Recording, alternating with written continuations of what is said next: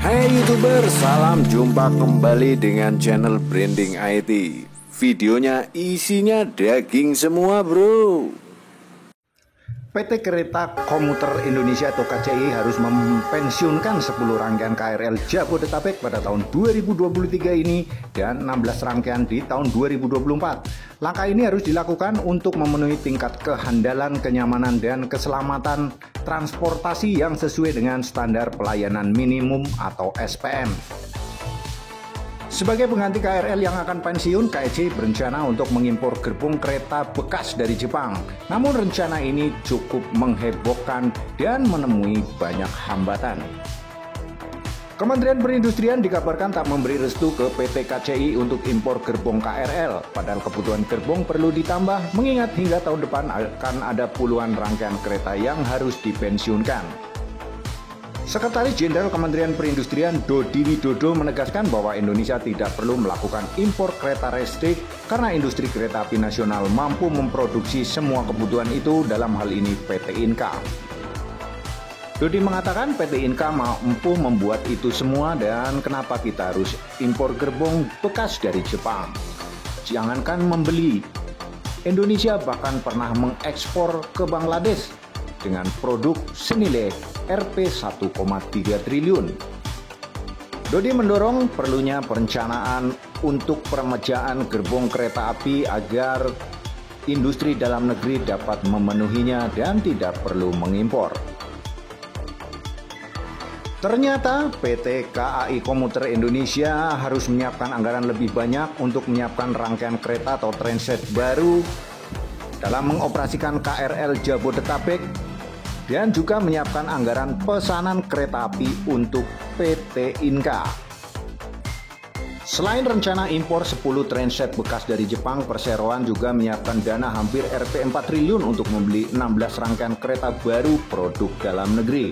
Namun produk dalam negeri ini hanya tersedia atau mampu diproduksi dan dikirim tahun 2025 dan tahun 2026. Serta harga rangkaian KRL buatan dalam negeri lebih mahal. Pembelian kereta ke PT Inka, kontraknya telah diteken pada Maret 2023. Pasca kesepakatan awal sudah diteken lewat perjanjian kesepakatan MOU sejak tahun 2022 lalu. Mungkin ada mindset kita hanya mengimpor yang bekas saja, itu tidak benar. Kita sudah siapkan 16 trainset baru dan sudah terkontrak dengan Inka, kata Ana Purba, Vice President Sekretari PT KCI 28 Februari 2023. Sementara itu, Menteri BUMN Erick Thohir meminta agar Menteri Perhubungan Menhub dan Menteri Perindustrian Memperin memberikan izin bagi PT KAI Komuter Indonesia untuk bisa mengimpor 10 kereta bekas Jepang guna menggantikan 10 trainset KRL Jabodetabek yang habis usia pemakaian pada 2023 ini. Sehingga nantinya pemberian izin tersebut tidak menghambat pengoperasian kereta tersebut karena akan mengorbankan ribuan bahkan ratusan ribu penumpang di Jabodetabek. Pengamat kebijakan publik Agus Pambagio menyebut pemerintah ingin PT KCI memesan KRL Jabodetabek dari PT Inka. Namun PT Inka baru sanggup menyediakan KRL pesanan tersebut pada tahun 2025 dengan harga yang tinggi. Agus menyoroti proses perizinan impor kereta bekas ternyata sangat rumit birokrasinya dan berpotensi mengganggu pelayanan KRL Jabodetabek.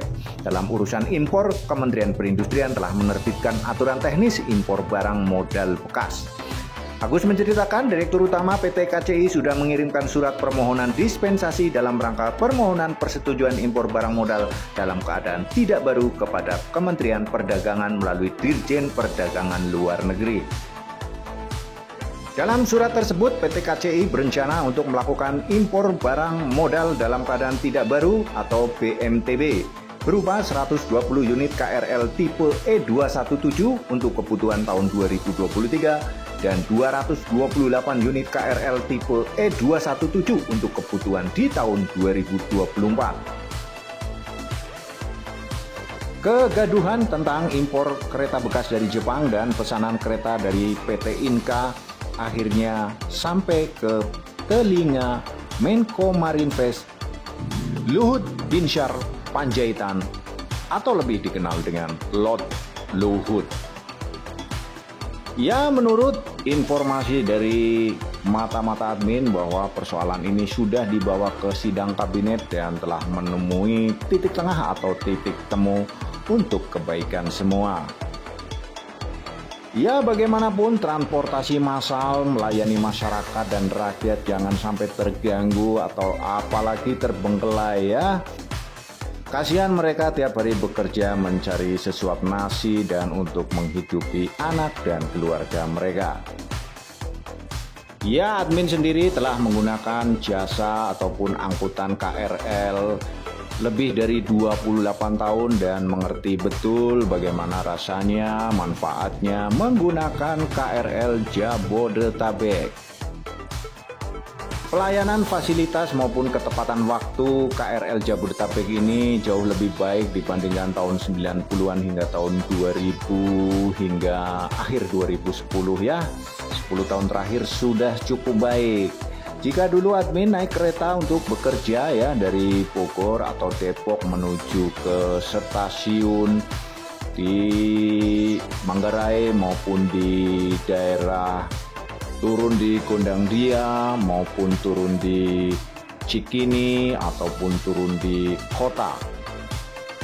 Berangkat dalam keadaan segar, bau wangi dan enak, turun dalam keadaan loyo dan mandi keringat. Bagi Anda yang baru menemui channel ini, silahkan jangan ragu untuk subscribe dan pencet tombol loncengnya ya.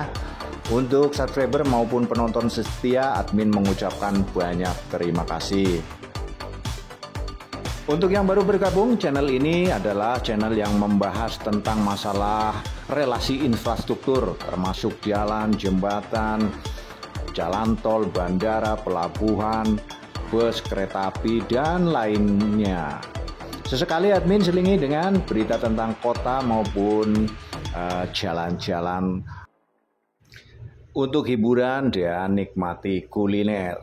Terima kasih, semoga kita semua selalu dalam keadaan sehat dan sukses, serta waras bedigas akas selalu duwe beras. Amin amin ya robbal alamin.